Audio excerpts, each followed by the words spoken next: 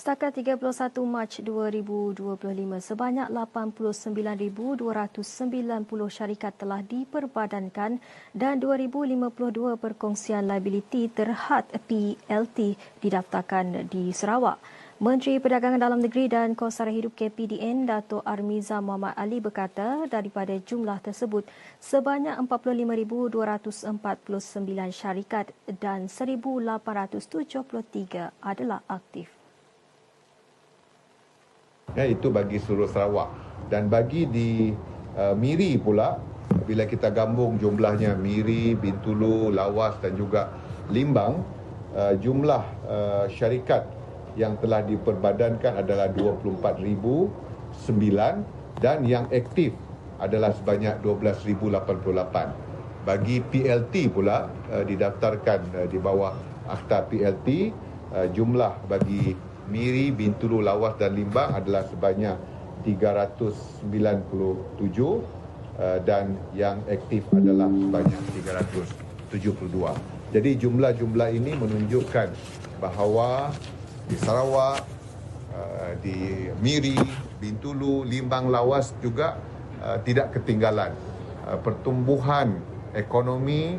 Tambahnya lagi, jumlah tersebut belum termasuk dengan entiti perniagaan yang berdaftar di bawah Ordinan Negeri dan pihak berkuasa tempatan PBT, kerana Sabah dan Sarawak syarikat-syarikat perusahaan dan sebagainya didaftarkan di bawah Ordinan Negeri masing-masing. Katanya Pejabat Suruhanjaya Syarikat Malaysia SSM, Cawangan Miri akan berfungsi sebagai pusat utama kepada komuniti sektor korporat di utara Sarawak. Akan berfungsi untuk menjadi pusat utama kepada komuniti sektor korporat, bukan hanya di daerah Miri ini tetapi juga 3 kawasan lain, iaitu Bintulu, Limbang dan juga Lawas, terkait kepada urusan pendaftaran, urusan khidmat nasihat, pematuhan tata kelola yang telah diperuntukkan bagi syarikat-syarikat yang diperbadankan di bawah Akta Syarikat dan juga entiti perniagaan yang berdaftar dengan PLT. Jadi itu peranan SSM khususnya di Sarawak dan juga di Miri ini.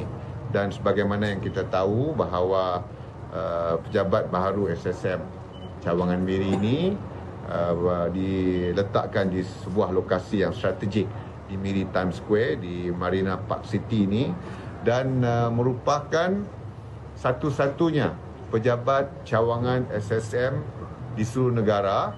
Kita ada 7 dan di Miri ini adalah satu-satunya premis yang merupakan milikan SSM sendiri.